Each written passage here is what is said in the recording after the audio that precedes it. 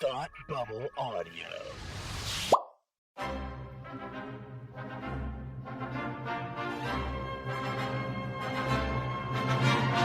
Look, up in the sky! You will never find the more wretched hive of scum and villainy. Welcome to Beer with Geeks with Tim and Frank. Who are you? I'm Batman. I am Iron Man. Your friendly neighborhood Spider-Man. Hi, Christopher. I'm Nero. My name is Inigo Montoya. You're a wizard, Harry. A couple of guys with a couple of beers and a whole lot of pop culture nostalgia. Make it so, number one. Ladies and gentlemen, the Beatles. Named the dog Indiana. Life finds a way. I am serious. And don't call me Shirley. Now sit back and crack open a cold one, because it's time for Beer with Geeks. It comes in pints? Shaken, not stirred. Great Scott! I was way off. I knew it started with an S, though. Hi, and welcome to Beer with Geeks, where two geeks geek out with beer. I'm Tim, and with me, as always, is my friend who likes to correct people. Frank, how are you? I do it to correct people, actually. Yeah, you do. Especially their grammar. Yeah, I know. That was my favorite thing. Grammar is a good thing to correct. Yeah. Also, being alive. Yes. Yeah, but you correct that. Yes, indeed. Happy Halloween. Yeah. Happy Halloween, my friend. Happy Halloween. You're wearing orange headphones. That's true, I which am. is like pumpkins. It is. It is. Yeah. Now, there's some. So I would ask you, what are you drinking? But I actually literally don't know what we're going to be drinking. All right. So I love Halloween. You know this about me. Tim loves Halloween. Tim loves Halloween. Halloween. Halloween. Halloween. Halloween. Why do we still do that joke? I don't It's been years. Because it's been years, Is Frank. this our third annual Halloween special? Yes. Or fourth? Third. Fourth. Because we're in the third season of Supergirl, which would make this our fourth year of Beer with Geeks. Man, wow. Wow, yeah. Yeah. Wow. That's crazy. Been doing this for a while, man. That's crazy to me. Okay, so I bought Halloween-themed beer. Yeah. And I hope you get the joke. I hope I do too. Okay, so I like Star Wars too. I was thinking of that the other day. Actually, I don't even know why it was in my head. Why did I tie the bag so tightly? No. I bid you welcome to have this beer. Okay. Are you ready? Yes. We are drinking Rosemary's. Yes, Baby. Rosemary's. I've had this before. Oh, have you? Yeah, I love this beer. Scary good pumpkin ale. Rosemary's Baby. Yes, I've had it before. Oh, wonderful. I've never seen the original Rosemary's Baby, but I did see the Zoe Saldana remake. Oh, how was that? I never actually saw that. It's fine. Okay, see the original goes. It's really creepy. Okay? It's like 70s creepy. Yeah, you know. yeah. Oh, I saw. Okay, this is unreal. It's kind of related because it's a horror movie. Sure. So there is a movie called Julia that I was supposed to watch for Academy Rewind. Okay. Which is Jane Fonda and her friend who's a spy during the 40s and not in Nazi occupied Germany and all this stuff. And okay, no problem. That's the movie I'm supposed to watch. Okay. I rent on iTunes the movie Julia, which comes out in the same year, starring Mia Farrow. However, the description of the movie does not match the people who are listed in the movie. It's very confusing. I don't know what. So I start watching this movie with Mia Farrow, the 70s horror, you know, like queen, because Rosemary's Baby, right? And there's just this couple, this mom and dad and daughter sitting at the table, and everybody's eating their food, and I'm not really sure what's going because I don't know where Jane Fonda is yet. And I was like, that's not Jane Fonda, that's Mia Farrow. I didn't know she was in this movie. No. And I'm watching this movie, and the little girl's like, the camera's only on her, and you can't see the parents' heads in the frame. Yeah. And she's just like, "Oh, Dad, can we go here?" And he's kind of ignoring her, and blah blah blah. Then the girl starts choking. And one thing leads to another. The girl dies on the floor while her parents are trying to resuscitate her. But this movie came out a few years. This is 68, not 78. I think. Oh, okay. Maybe it doesn't matter. it's a couple years before the Heimlich maneuver came out. Oh, and so before it was popularized, so these parents just watched this girl die, and I'm sitting there like, what is this movie about? Like, when does Jane Fonda show up and fight Nazis? Because that's the movie. Because that's the movie I was promised. So the description said that it was a Jane Fonda Nazi movie. So it was, but it was a Mia Farrow letting her child die movie. It's a movie about Mia Farrow's marriage that falls apart, and then she's haunted by the ghosts of her dead children when she moves to Britain in this new house. Oh, God. It was super creepy, and I was so into it. And then I realized I was watching the wrong movie, and I was like, my God. no, I want to watch this one. Turned out the Mia Farrow one was better than the Jane Fonda one, really? too. Yeah. Oh, man. Just a whole bad mess all around. Just adding insult to injury. So that was my Mia Farrow story. Cool. It having to do with Rosemary's Baby. All right, cool. So let's open it up. Indeed. And 1, 2, 3. All right, cheers to you, my friend. Cheers to you. And so good. Oh, that's so good. So good. I love the can too. It's the such carriage a cool can. that's like the baby pram that's also a jack-o'-lantern. Yeah, super cool. Oh, excellent choice of beer. Excellent. Thank you. Choice. Thank you so it's much. aged in rum barrels. Oh, that's why you get that kind of like that rum taste. That rum taste. Yeah. Oh, that's great beer. Oh, such good beer. Oh man. You know who could really use a beer? Who, pray tell?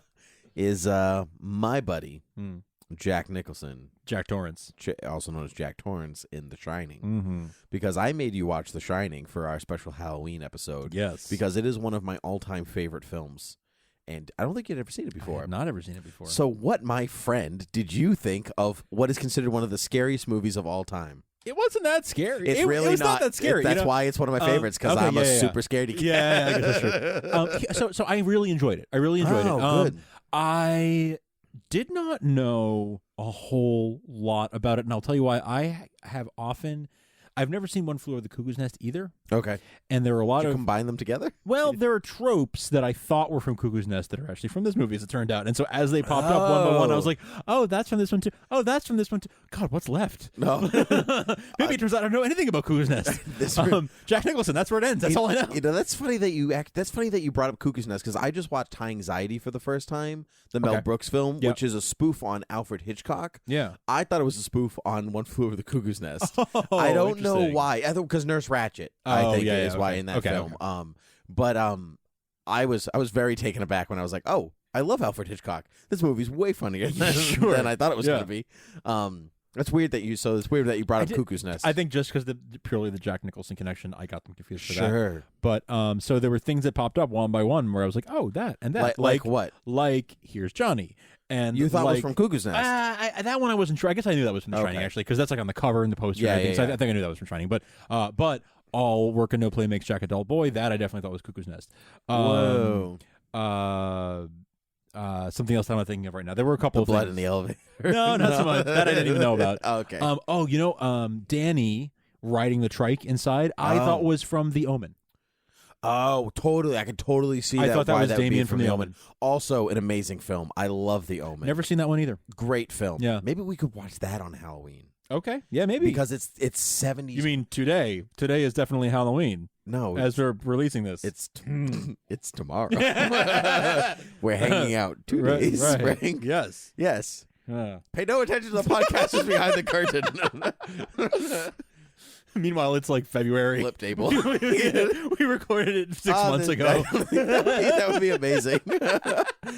We somehow got a better idea for a Halloween episode, so we pushed this one back. So we're like, oh, what a blustery October day, and it's like the middle of a snowstorm in February. We're trapped inside when we record 8 months worth of podcasts in 2 days. Like they're trapped in the hotel in The Shining. It comes back. Okay.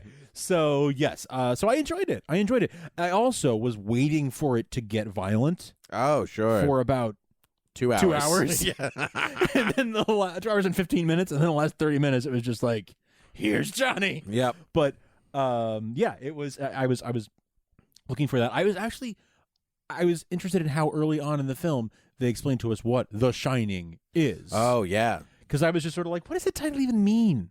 What? I don't get it. He's got the shine. He's got the shine. All right, so they explained that pretty quickly, and then it kind of took it back. Like I thought that was going to be like, oh, it's the house is doing things to them, whatever, and it is. I've got some stories to tell you. Yeah, okay. I would like you to, because the film doesn't really tell you. Have you read the book? Yes. Does the book explain it better? Yes. Okay. Yes. That was the feeling I got, because I felt like they were leaving some things for you to infer. Yes. Kubrick likes to have you infer. Yeah, he does. This movie, I think, actually kind of gets hit a little because it doesn't tell you enough. So it does, like, for instance, it doesn't really tell you that, like, so Danny has the shine, but so does Jack. I suspected he did. Okay. Because he had like sort of his own imaginary friends. He had his own Tony, right? That's right, exactly. So I suspected that's what it was, but they weren't explicit about it. So I was unsure: is he just crazy? Is the house haunted and doing things to him, or does he have the shine? So the house is the hotel is haunted, but the ghosts in the hotel gain power from the shine. I see. So the fact that there's two people, so there's Danny and Jack that come in with the shine is what has them manifest. Okay.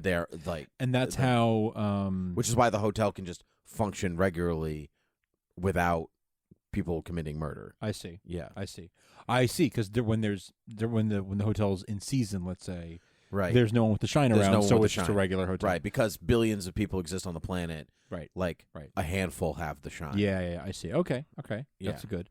How about so as I explained how I can't remember the butler Mr. Grady. Mr. Grady, thank you. That's how Mr. Grady was able to unlock the door and let Jack out. Yes, because he was given power by Jack. He was giving power by the shine. Okay. So, the film has an alternate ending too. So that's the real, like, technically that's the real explanation, right? That that the shine gives the haunted spirits of the hotel power to do these things, like unlock the door and whatever else. Right. There's a scene it was cut from the film.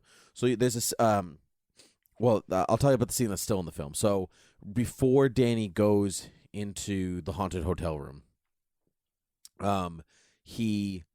there's a ball that rolls to him. He's playing on the carpet, and a ball rolls out of nowhere, and he looks around, and nobody's there. And so he kind of gets up and wanders around and whatever else. At the end of the film, when Wendy and Danny are in the hospital, the hotel manager shows up, right? And he goes to see if they're okay and everything like that, and he throws the ball to Danny, or he leaves and he like throws it up and down to himself, something like that, implying that he set all of this up. Oh, wow. Anyway, for giggles, whatever. So there are no actual ghosts in the hotel. It's just a big elaborate scheme for whatever reason.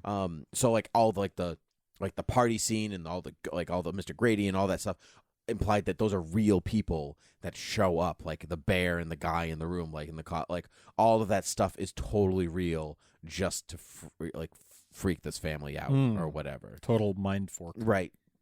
So there's also another deleted scene in the film where Jack discovers a book of clippings in the basement, and this book is like all the murders that have taken place at the hotel over the course of the years, because at the end of the film you see the photo of the party from the 20s, and Jack is there, Jack's right? in it. Yeah. So the implication is that they are part of a reincarnation cycle. Okay. And so the last time Jack was there, he was there with his family and he murdered them in the 20s. Yeah. And now they're reincarnated back in the 80s. Yeah. And they're doing it again. Okay, that's that. I was wondering if that was what it was supposed to be. That they're in a vicious cycle of reincarnation, and every lifetime these three come to the hotel and do this terrible thing. And so all the murders that Jack sees in the book, it's all different names, but in sometimes different circumstances, like that party that Jack's at, Yeah. like all of those guests got stuck there in a snowstorm. Okay. And that's so they're having a big party. I see. And so it would be during that snowstorm in the 20s that Jack being there, because he said, "Oh, Mr. Torrance, you've always been the caretaker here." Right, right. Yes, like, yes. because he was there the last time. That's what I when I saw the photo at the end, that line, "You've always been the caretaker," rang in my head. And I figured, okay, so that's why he was telling him that. It's because he was there then with the last time this happened. That's right. Okay. He's always so there. is it supposed to be then assumed that all the names in that book, all the families that had that happen to them, were all him They're and his? all him. They're all him. Okay. Okay. They're all him in his Okay. in his family. Okay. Which is messed up. Interesting. Yeah. What a very. terrible lot in life. Now, in the beginning, I'm not great with names, so forgive me. At the beginning of the movie, when the hotel manager or whatever it is, Mr. Ullman, tells him, "Oh, did you hear about what happened here? Last time." Yes. Was that supposed to be him also? That was with Delbert Grady. Yeah, I don't think that was Grady. So that was okay, Grady. So it was Grady. I don't think that was supposed to be him. So like other murders can happen that are not him. Yeah. But they do exist. So presumably the Grady that we saw from the 20s, yes, this is him before he did that. This is like No. him frozen in time before he committed that No, murder. no, he did. Well, technically, I guess yes. And so because he in that scene in the bathroom, which is my favorite, it's my favorite scene in the film. Oh, true. He tells him I had to he correct tells, her. Yeah. that I corrected them. You need to correct them. That guy's great. He's so good. So creepy. He's so creepy. I love the way his name's Philip Stone. So good. And I love what Kubrick did this thing where he didn't ever shoot him straight on.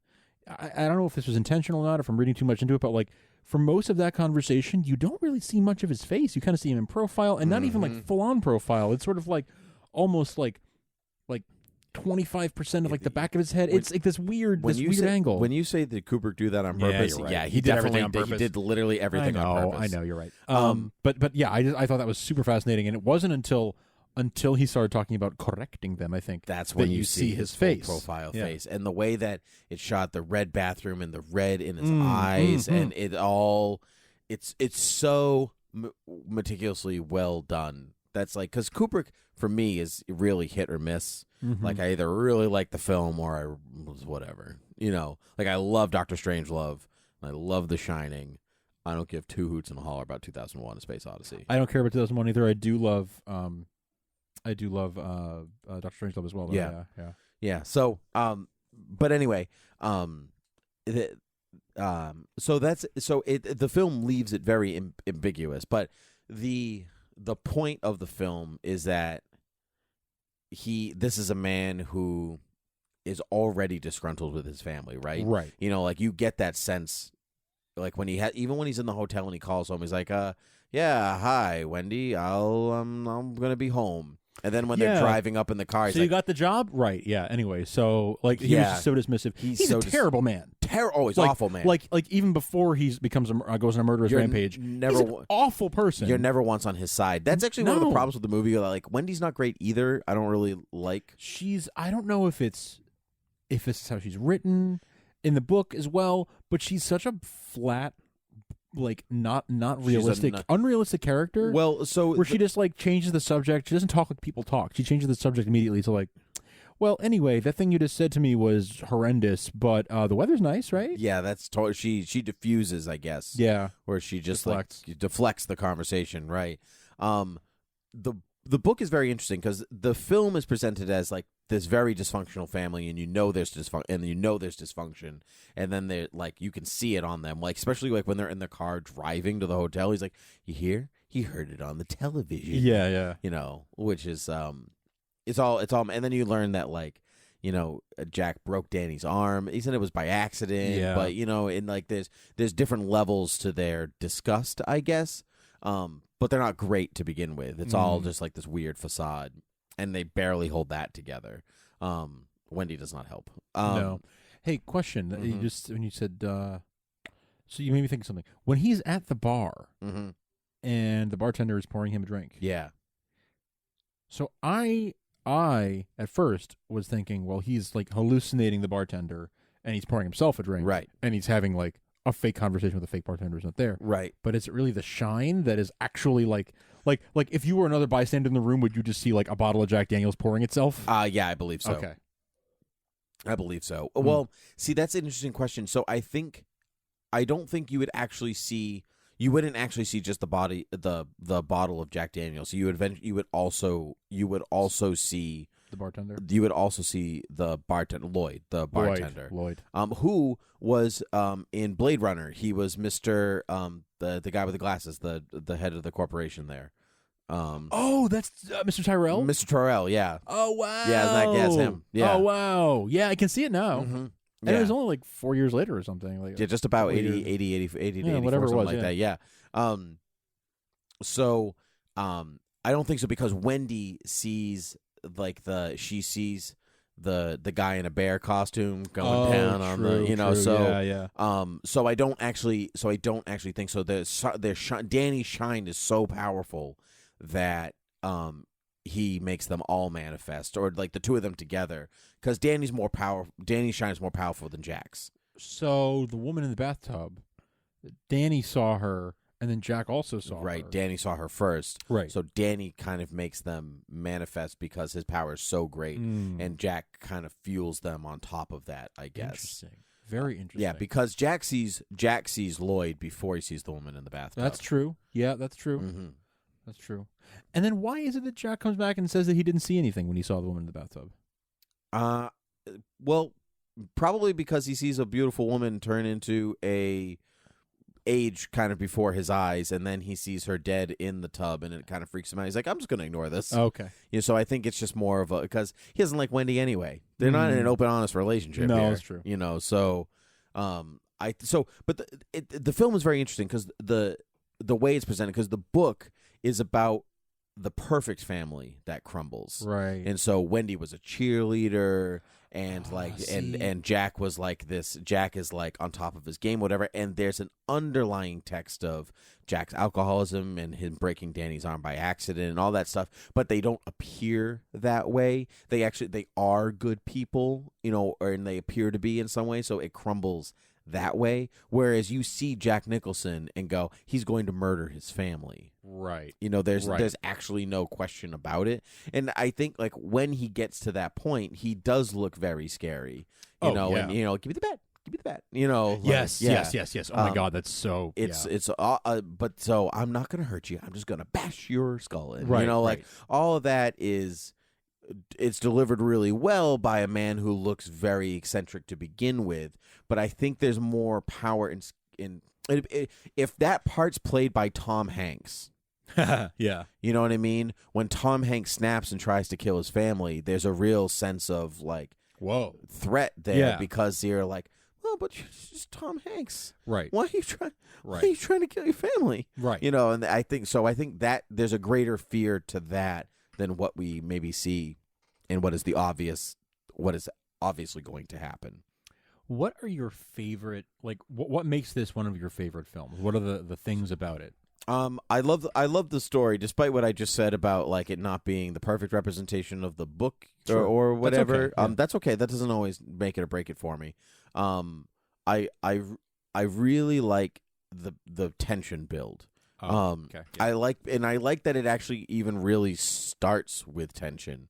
There really isn't any kind of, there's like problems at home with hello, Mrs. Torrance. Yeah. Which that kid whose real name is Danny did on his own in his audition. Really? He came in with that. With like the finger thing with the for Tony? finger thing in the voice, and and they were like, this is the kid. That kid also didn't know he was in a horror movie.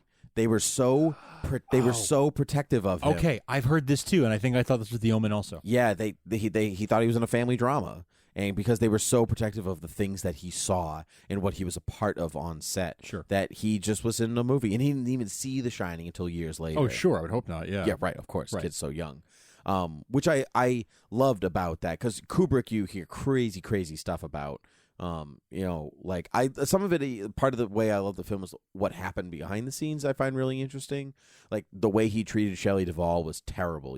The crew wasn't allowed to talk to her, and and everyone treated her really poorly because Kubrick demanded that she feel isolated, so that would come across in her performance. Interesting. She cried so much during the making of this film, she became dehydrated. Whoa. Yeah, that's how like. And Kubrick, you hear like, do it again, do it again, do it again, Right, do it again, right, do it right, again, yeah, and yeah. that, and she like. By the end of like some scenes, she couldn't even cry anymore. She was completely out of water in her body to cry. The scene with Halloran and Danny eating ice cream, where he tells them about the shine, shot that 88 times. Oh my God! And the kid apparently was like, "All right, let's do it again. Yeah, more ice cream. That's yeah, fine. whatever. It's fine. I'm just gonna eat my ice cream. That's fine with me." Crazy. Halloran is the voice of Alley Cat from the Aristocats. Everybody wants to be your cat. Yeah. Okay. Yeah, fun. Okay. Fun, right? So anyway, going back to what I love about this film, Yes. I love some of the behind, like I love that kind of thing. I mean, all movies have stories. Oh, sure. You know, but this movie, this film invented the Steadicam. Like, Oh, I didn't know that. yeah. So those shots of like following Danny around the hotel on his little tricycle. Why do you think there's so many? If you watch the movie again, knowing that. There's so many Steadicam shots in this movie. 1980? 1980. That makes sense. Yep. Adds up. Checks out. Checks out. Yep. No Steadicam shots in Star Wars. Checks out. Not until Return of the Jedi. Not until Return of the Jedi. Yep. That's your little barometer. Mm-hmm. So there you go. Crazy. And so like I love what the film did. I love what the film does for the industry, I guess. That's like one of the reasons that I really like the film. But I love this. I love the slow tension. I think the set is unbelievably good. Because it's not a real hotel. It's not? It's a set. I for sure thought they went to like a real hotel. They did for some things. Most of it's a set. Wow. So the light pouring in to like that natural light that you see, 100-watt light bulbs. Apparently it was so incredible. It was like 80, 90, 100 degrees on set all the time because the light was just pouring in all the time. So if you look at some scenes, like Jack Nicholson is like profusely sweating in the winter. Even in the winter, even though it's supposed to be frigid. He's wearing a giant turtleneck because it's so warm. What he's looking at. Wow. Yeah, I for sure thought that they must have actually found a hotel and like used that as, on location. It's modeled after a real hotel in Colorado. Oh, okay. I believe you can go and stay in the creepy room and all cool, that cool. stuff. Yeah, people keep stealing the numbers off the door. Apparently. Oh, that's funny. So like the hedge mage. Like the hedge maze, that was tough. Totally created for the film. Wow. In the book, it's hedge animals that come to life. Oh, actually, interesting. and everyone was like, "Can't do that." 1980. Oh, yeah. It's gonna look either dumb, and we don't like it. So let's do a maze instead. Kubrick scoffed at the maze.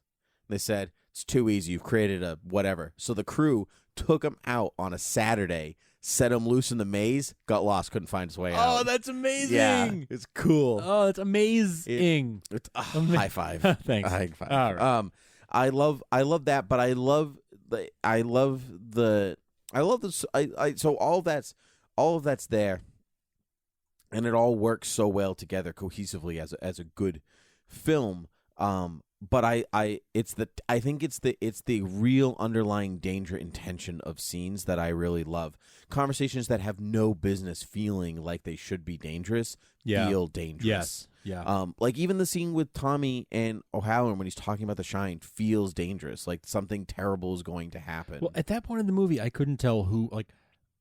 Okay, there was all this very heavy foreshadowing of he killed his whole family. Yep. Oh, but I was like, Danny seemed like the more dangerous one with like having the little boy who lives in my mouth. That's right. So I was like, is he gonna be the one who goes crazy and kills them, or like is his dad gonna have to kill him so out of self-defense or something? Like what's gonna how's this gonna turn? Like I had the feeling that like Jack was a terrible, no good, horrible, bad person or whatever, but I was like, Danny seems like the dangerous one. Yeah, he seems like the possessed one, like the demonic one.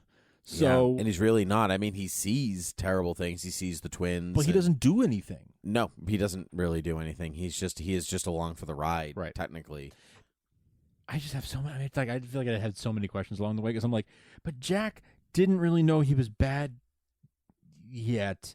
At a certain point, like when he has the dream that he killed. Yep, that's right. Them, Wendy and Danny, but yet this whole winter he's been writing a novel that is just one sentence over and over again. I don't think that he even knows that that's what he's writing. Okay. I think that's like, because there's that scene where he's just staring out the window. He's in a black turtleneck, and it's like, boom, Wednesday, and he's just staring out the window. And I think it's just the sound of like growing tension. That's, I think, where he really snaps, because all the scenes before that, all of his writing, he's not writing. He's throwing up a ball against the wall. Sure. He's totally stuck. So it's not until he actually starts to write that after, like during that bit, that's when he snaps and he starts to. So he's already snapped. I see. When he sees Lloyd. I see. And you get that a bit when before you see Lloyd, he's talking right to the camera, and he's like, "Well, how it's real Joker like, you know." And then he's got his big Joker laugh. Yes. And then you see Lloyd. That's the entire time I was watching this movie. You knew why he played the Joker. Anytime he was on screen, I was like, this is only 9 years before he played the Joker. Yeah. This is only 9 years before. Like, and he gained a lot of weight in between that. Well, I guess he did, yes. No, but it's not, it's like not that many years away. And he looked quite a bit older, I think, by the time he played the Joker. Maybe that's makeup and whatever. But it's almost a decade. It you is. say almost 9 years, but a decade is a decade. It is. But, he looked considerably. He looked like Jack Nicholson by then. He didn't look like. Remember when Jack Nicholson was young? Yeah, it's so true. He crossed that threshold into the modern 80s day. Were his the modern day Jack Nicholson. I agree. Yeah, even though obviously he's considerably older now, but you get my point. So that whole time though, I was like, oh, you can see seeds of his Joker. Like you can see why he was like the most logical choice for that generation. Like he was the perfect person to play the Joker. Agreed. And it's that we have just. By the time we were like aware of him outside of being the Joker, it was like, oh, that's the guy who played the Joker. Right. It's the opposite. Yeah. So for our generation, we don't get the build up to becoming this. Mm-hmm. We've seen sort of that peak crazy that he played. Right. And everything else is like, oh, this was like before he played peak crazy. Right. Because his Joker is nothing but a mix between Chinatown and The Shining. Like okay. he's the I definitely saw the Shining piece of it now. It's the noir gangster bit, and then it's he's not a gangster in The Shining, but I get Chinatown, it, but and then it's this crazy off the wall, you don't know what he's gonna do when he finally snaps. Joker, and, and it's great. It was great. I really enjoyed it. It was. I'm glad that you assigned this to me. Good. Because I really enjoyed it, and it's one of those movies that I've always, we could have done this as a hit movie best shot type of thing, because it's one of those things that I've always wanted to get around to watching, but I just haven't until now. Haven't had the thought, haven't had the opportunity really. So this was the good motivation that I needed. Good. I'm glad to help you. I also made you watch The Shinning, which is the Simpsons parody, Treehouse of Horror parody. Yes. What did you think about The Shinning? I found that very, very, very funny. It's the best. It was amusing. It is one of the best things The Simpsons has ever done. That was Treehouse of Horror 6? 5? 6. We forgot Grandpa. Well, it's season 6. So, but there wasn't a Treehouse of Horror in there first. So it's season 6 of Treehouse of Horror, but it's not their 6th Treehouse of Horror. But we forgot. Are we going back for Grandpa? Oh, I want to go check out that X collection. It's such a great Don't read my mind between 4 and 5. That's Willie's time. It was Treehouse of Horror 5. 5. Okay, yeah. The first season they didn't do Treehouse of Horror. Okay, that makes sense. No beer and no TV make Homer go something. Yeah. Go crazy. Oh, it's great. So good. It's great parody. It was very tremendously funny. Boy, you have the Shinning. Oh, you mean The Shining. Boy, you want to get sued? I love that Willie is the Halloran of the because he's like the ethnic one of the group. Right?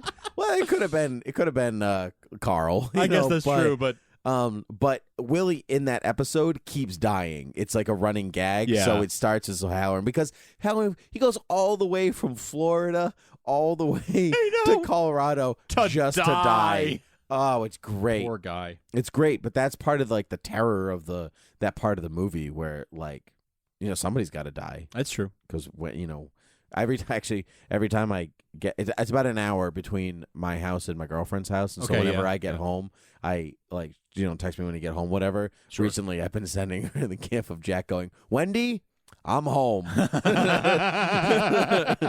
That's horrible. I know. The image of frozen Jack Nicholson at the end of the movie. Oh, yeah, good meme. I've seen that meme a million times and wasn't sure where it came from. Now I know. Now you know. Jack's his own downfall. I love that, where he goes into the... he doesn't do the maze with them. He doesn't know how to get out of it. Right. Because you see Wendy and Danny do it earlier. Danny has a working knowledge of that maze. Right. Jack couldn't be bothered to spend time with them, even though it's just the three of them in the house. Right. They never spend time together, the three of them. Right. No, at no point are all three of them barely even in the same room. Barely in the same room. Yeah. And if they are, Jack's sleeping. Right. And so he's totally uninterested in spending time with them. And he's trapped with them. And so he's his own undoing. It's crazy good. Yeah. So really good. The bits where he was breaking down I'll leave on this. The bits where he was breaking down the doors. Here's Johnny. Right, based the Johnny Carson thing. Yeah. They built fake doors for Jack Nicholson. Okay. Little did they know, Jack Nicholson is a volunteer fireman. Oh, so he could have actually broken down a real door. No, he did. He smashed through them so quickly. They were like, oh. So they had to put up real doors. Oh, I see. So he wouldn't break through them so quickly. Oh, that's amazing. Yeah. Again, amazing. Amazing. I'm not letting that go away. No, okay. It was funny the first time. Why would it be right the next 100 times? Good times. Oh yeah. Great film. I can't recommend it enough. I don't think if you don't do well with tension, it's definitely a movie that will scare you. Yeah. Yeah. So that's a good way to end this, I think. Yeah. They never ratchet up the tension throughout the whole movie. It was mounting the whole time. But it wasn't particularly like boo scary, jump cut scary throughout the whole movie. Not until the last 20, 30 minutes when everything really hits the fan. But but jump cuts don't really exist at that point in horror movies. It's not the style of horror that we're at it's yet. The slow boiling the frog type of horror it's The Omen, it's Rosemary's Baby, it's The Exorcist. It's that slow burn. Which doesn't necessarily scare people all the time anymore. Sometimes it does, though. Sometimes it is the worst. Yeah. It makes you uncomfortable the whole time, right? Yeah. Like you're getting increasingly uncomfortable. And at a certain point, you hit a breaking point where it finally gets scary enough, and then the action kicks in. It's not super action packed like many, sort of horror movies are today. It's not like tons of blood and gore throughout the entire thing. Mm-hmm. There is, it has its fair share of blood and its fair share of like unsettling visuals. But yeah, blood out of the elevator. The woman deteriorating in the bathtub. Like those are unsettling visuals. Yeah, even the skeletons and the cobwebs and whatever else, all the dead, because those are all the dead that got trapped in the snowstorm. Okay. Yeah. Even the guy in the bear costume. That's so unsettling. And that felt so Stephen King. That was so just like, this is just weird, messed up. For no reason, like gratuitous in a way. That was not in the original cut of the film. It was added only in the release. I thought you were going to say it's not from the book, and I was going to be like, you've got to be kidding me. That feels like the most Stephen King thing there. So I can't remember if it's from the book or not. That's a good question. I haven't read it in so long. I just feel like guy in a bear costume doing things to another person feels like very Stephen King. Because Stephen King's horror sometimes it's either jump or fright or whatever, and sometimes it's just weird. It just weirds you out. Messed up. Yeah, and that's the kind that I don't like. Maybe that's the point of it. Yeah. But I messed up horror like that doesn't like the in between seasons of American Horror Story. No good. I hate that. I didn't know you watched that show. Depends on the season. Wow. To be honest, depends on the season. Okay. I try every one, or I used to try every one, and then eventually I just gave up because it's just like, why are you weird? Like why are you weird? Come on, Ryan Murphy, you did Glee. Yeah, exactly. That show was weird too. No, different. No, it wasn't. Anyway, I enjoyed The Shining more than I thought I would, for different reasons than I thought I would. I like a good psychological thriller, and that's mostly what this is. For the most part. Yeah, I agree. So that's I think why I liked it so much. So anyway, thanks for encouraging me to watch it. You are very welcome. I'm glad that you did. So you can find us on the internet at thoughtbubbleaudio.com, where you can check out all of our Thought Bubble audio shows, including Supergirl TV Talk, Hate Watch with Us, Academy Rewind. in Starkville's House of El Krypton. You are also more than welcome to head over to iTunes and rate and review us, and find us on all other places that podcasts can be found. You can also head over to patreon.com/stoppableaudio to check out all of our Patreon goodies, to see what's happening over there, to help us out and to keep the lights on so we can continue to talk about things that don't really matter in this life. Like horror movies. Like, nah, they matter. Nah, they matter. Yeah. They create jobs for people. That's true, they do. That matters. Yeah. So I say, until next time, cheers.